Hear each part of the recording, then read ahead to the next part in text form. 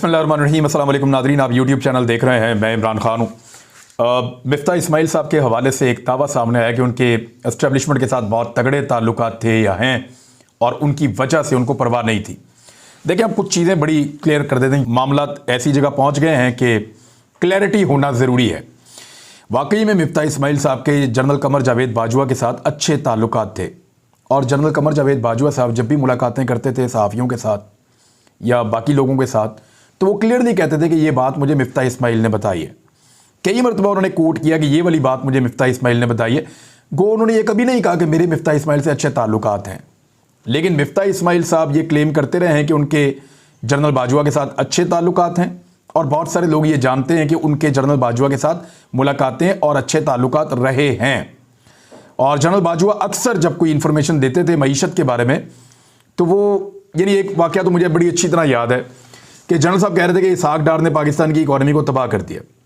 अगर कोई ज़िम्मेदार है पाकिस्तान की इकॉनमी को इस जगह पर पहुंचाने के लिए, तो वो साबिक वज़ीर ख़जाना जो पाकिस्तान मुस्लिम लीग नून के दौर में थे, इसहाक डार, वो ज़िम्मेदार हैं।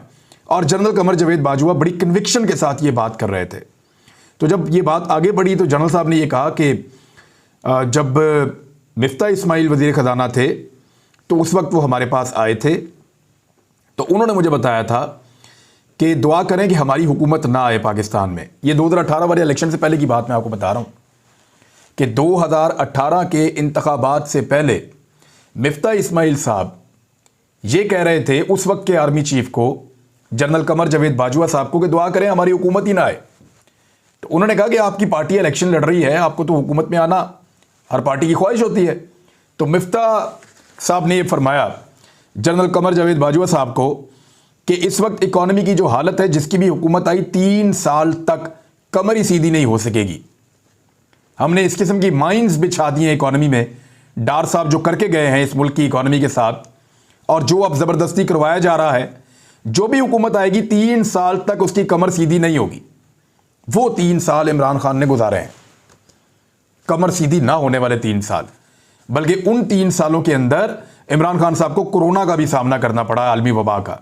इसके बावजूद उन्होंने 3 साल में डिलीवर किया और 3 साल के बाद उनसे हुकूमत छीन ली गई। जब वो डिलीवर करने के बाद, यानी कुछ भी करके उन्होंने पैसा वैसा इकट्ठा किया, अब जब परफॉर्म करने का वक्त था, जब वक्त था कि लोगों को रिलीफ देते, तो उनसे हुकूमत छीन ली गई।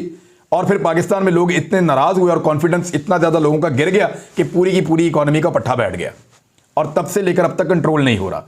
अब पहले इसहाक डार साहब मिफ्ता इस्माइल पे डाल रहे थे, अब मिफ्ता इस्माइल साहब जो हैं वो इसहाक डार साहब पे डाल रहे हैं। यानी मिफ्ता इस्माइल ने कहा कि डार साहब गलत कह रहे हैं, जो अदायगियां करनी है हमने कर्ज की, उसके लिए 36 अरब डॉलर का इंतज़ाम मैं करके गया था, हो गया था। डार साहब कहते हैं कि मिफ्ता इस्माइल ने इंतज़ाम नहीं किया, मिफ्ता इस्माइल कहते हैं कि मैंने इंतज़ाम कर दिया था। जब ही IMF ने किस्त अदा की थी, यानी मैंने इंतज़ाम किया था तो IMF ने हमें किस्त दी थी ना, अगर मैं इंतज़ाम ना करता तो वो किस्त ना देते। आपने IMF को आंखें दिखाई हैं, यानी अब डार साहब के बारे में कह रहे हैं कि डार साहब ने IMF को आंखें दिखाई हैं। अक्टूबर में होने वाले मुज़ाकरात अब तक मुकम्मल ना हो सके।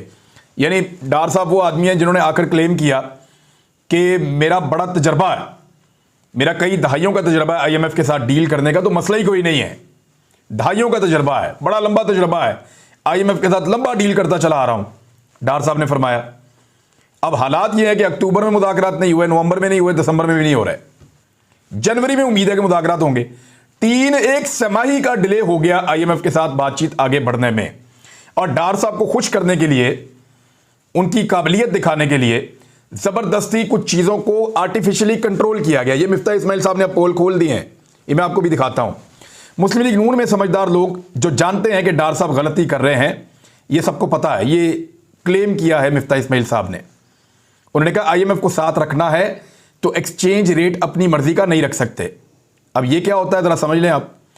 एक्सचेंज रेट ये होता है कि डॉलर बैंक के अंदर कितने का है और ओपन मार्केट में कितने का है। एक्चुअली जो ओपन मार्केट में डॉलर की वर्थ है वही असल वर्थ है, वो सही वर्थ वो है जो ओपन मार्केट के अंदर है। बैंक के अंदर जो डॉलर की कीमत को कम रखा गया 225 रुपए का, तो मुझे दे दें 225 रुपए का, मैं मांग लेता हूं, मुझे दे दें।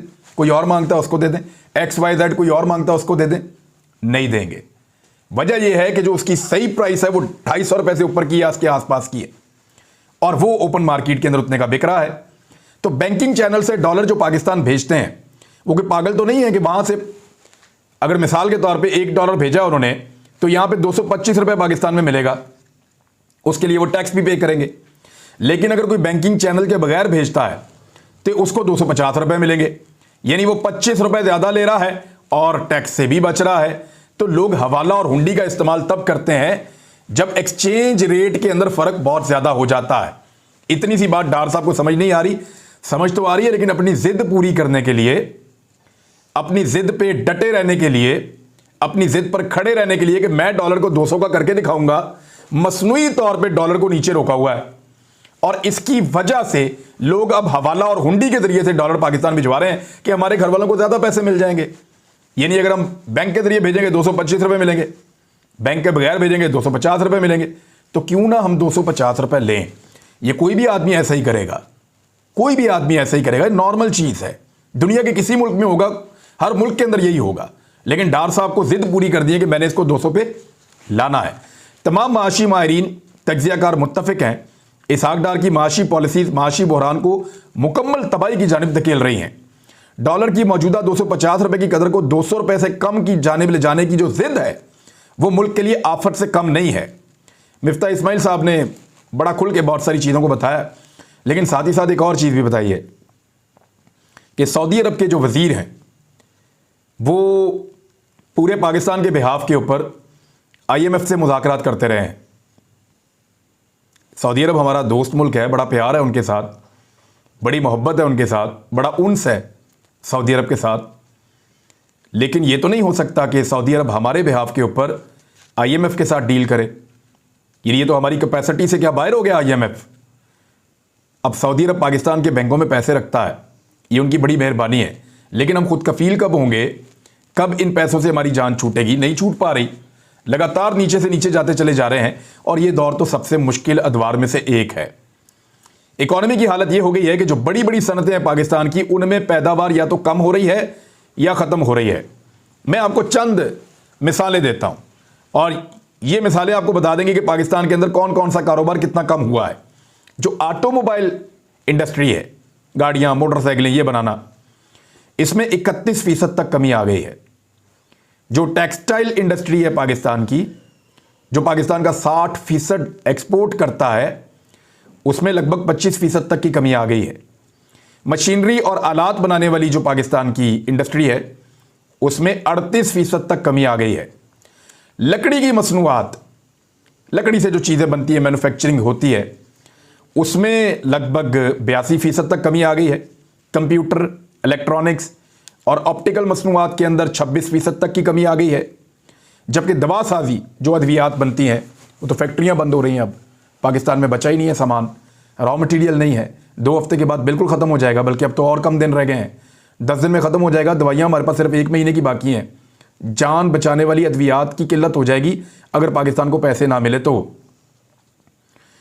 तकरीबन 19% इसके अंदर भी कमी आई है। और फर्नीचर का शोबा जो है वो 105% से ज़्यादा नीचे गया है। फुटबॉल की सनत, अभी वर्ल्ड कप भी हुआ, इसके बावजूद लगभग 65% नीचे गई है। कपड़े जो पाकिस्तान में बनते और बिकते हैं लगभग 35%, वो भी नीचे गए हैं। तो इस तरह बहुत सारी जो बड़ी बड़ी सनतें हैं पाकिस्तान की, लार्ज स्केल जो मैन्युफैक्चरिंग करते हैं, उन सबको एक डिप लगा है पाकिस्तान में, और ये मौजूदा दौर हुकूमत में हुआ है। मैं आपको मुल्क की मईशत की जो तबाही की दास्तान है उसमें एक चीज़ छोटी सी बताता हूँ, आपको आइडिया हो जाएगा कि ये एक दलील काफ़ी है। इसके ऊपर सोशल मीडिया पे भी ये डाटा पड़ा हुआ है, और ये डाटा बताता है कि जो कमर्शियल बैंक हैं उन्होंने पाकिस्तानियों को कितना कर्जा दिया कारोबार करने के लिए या पाकिस्तान को आगे बढ़ाने के लिए। एक्चुअली जो कमर्शियल बैंक है वो कर्जा देते हैं, उससे लोग कारोबार करते हैं, फिर वो कर्जा वापस करते हैं, बैंक भी चलते हैं और कारोबार भी चलता है और पैसे की सर्कुलेशन भी होती है। ये एक तरीकाकार होता है। यानी अगर आप निजी सेक्टर को जो कर्जे देते हैं बैंक, उसका डाटा अगर गौर से देखें तो कमर्शियल बैंक ये कर्जा देते हैं, उससे मुल्क जरा आगे बढ़ता है, चलता है। प्राइवेट लोग कर्जा लेते हैं, घर बनाते हैं, कारोबार करते हैं, फिर वो कर्जा भी वापस करते हैं, बैंक को भी पैसा मिलता है, मार्केट में भी पैसे की सर्कुलेशन होती है। पिछले साल के जो पहले 5 महीने थे, जो माली साल शुरू होता है जुलाई, अगस्त, सितंबर, अक्टूबर, नवंबर, ये 5 महीने, पिछले साल इसमें कमर्शियल बैंकों ने 476 अरब रुपए का कर्जा दिया था पाकिस्तानियों को, और इस साल ये कम होकर सिर्फ 27 अरब रुपया रह गया है। कहाँ 476 अरब और कहाँ 27 अरब। ये कारकर्दगी है इस वक्त इंपोर्टेड हुकूमत की। एक और खबर है जी कि जो वाइस चेयरमैन है पाकिस्तान तहरीक-ए-इंसाफ के शाह महमूद कुरैशी, उन्होंने स्पीकर कौमी असम्बली को ख़त लिख दिया है राजा परवेज़ अशरफ साहब को, और उसमें उन्होंने अगले हफ्ते मुलाकात का वक्त मांग लिया है। पीटीआई अरकान स्पीकर के पास पेश होंगे और अपने इस्तीफ़ों की तस्दीक करना चाहते हैं। ये है ख़त का मतन जो शाह महमूद कुरैशी साहब ने लिखा है कि हम आ रहे हैं और आकर अपने इस्तीफ़ों की तस्दीक कर रहे हैं, उसके बाद कोई ऑप्शन बचेगा नहीं, वो फिर वहाँ पे उन हलकों में इलेक्शन ही होगा। पाकिस्तान तहरीक-ए-इंसाफ के जो 125 अरकान हैं, अब बाकी 125 बच गए ना, 20 तो उधर निकल लिए थे, कुछ के ऊपर इलेक्शन हो गया था, 125 हैं, ये जाकर तस्दीक करना चाहते हैं कि जनाब हमने इस्तीफ़ा दे दिया, हम इस असेंबली का हिस्सा नहीं रहना चाहते, हमारे इस्तीफ़े मंजूर किए जाएं। शाह महमूद कुरैशी साहब ने लेटर लिख दिया है और इसके ऊपर अमल दरामद होगा। ब्रेन ड्रेन के बारे में जो सिचुएशन इस वक्त पाकिस्तान में है, इससे पहले कभी ऐसी सिचुएशन नहीं देखी गई।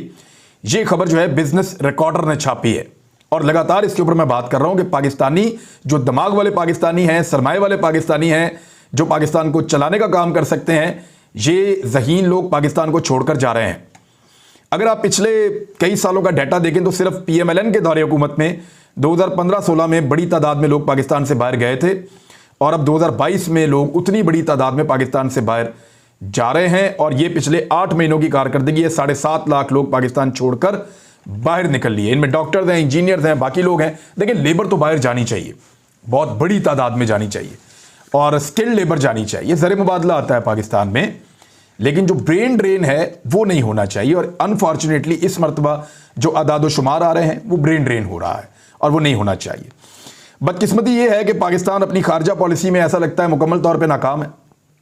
पाकिस्तान का जो एक कदरे महफूज बॉर्डर करार दिया जा रहा था, अफगानिस्तान और पाकिस्तान का बॉर्डर, वहाँ पे एक हफ्ते में दूसरी मरतबा लड़ाई हुई है। और इस मरतबा जो BBC की खबर छपी है उसके मुताबिक 15 पाकिस्तानी जो हैं वो शहरी ज़ख्मी हुए हैं, और एक शहादत भी मुख्तलिफ खबरों में रिपोर्ट हो रही है, लेकिन उसकी कन्फर्मेशन नहीं है। अब तक जो है वो हुकूमत की जानिब से इस पर कोई दावा नहीं किया गया, लेकिन ये लगातार फायरिंग हो रही है दो तरफा। और वहाँ पे जो बॉर्डर के ऊपर तालिबान हुकूमत के फोर्सेस मौजूद हैं, वो पाकिस्तान की जानिब शेलिंग और फायरिंग कर रही हैं।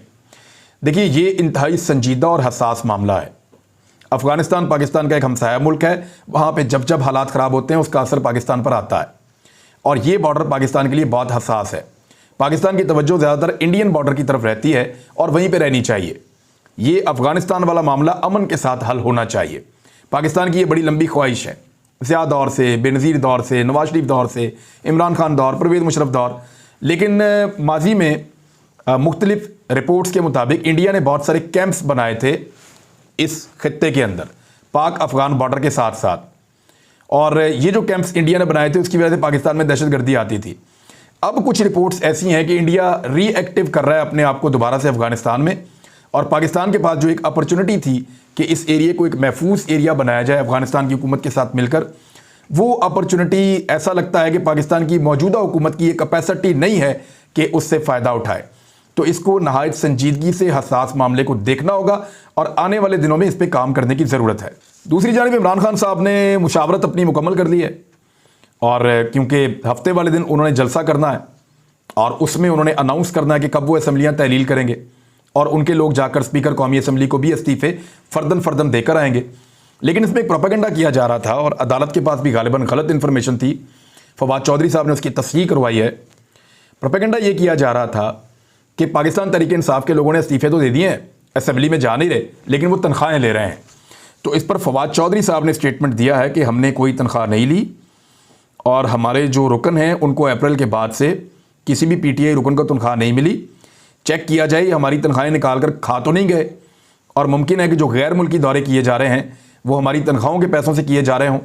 तो ये फवाद चौधरी साहब ने कहा है। तो ये तो अगर आप जा नहीं रहे, अटेंड नहीं कर रहे कौमी असम्बली को, तो फिर तनख्वाहें लेना तो बिल्कुल नाजायज़ है। लेकिन फवाद चौधरी साहब कह रहे हैं कि कोई तनख्वाह पाकिस्तान तहरीक-ए-इंसाफ वसूल नहीं कर रही अप्रैल के बाद से लेकर अब तक, तो फिर तो उसूली तौर पर ठीक है। इमरान खान साहब ने कानूनी मुशावरत फाइनल कर ली है अपनी। उनको ये बताया गया है कि जब असम्बलियाँ तहलील करने का लिख कर भिजवा दिया जाएगा गवर्नर को, तो गवर्नर के पास कोई ऑप्शन नहीं है कि वो असम्बलियाँ तहलील ना करे, और अगर वो नहीं भी करेगा तो 48 घंटों के अंदर अंदर असम्बली खुद ब खुद तहलील हो जाएगी।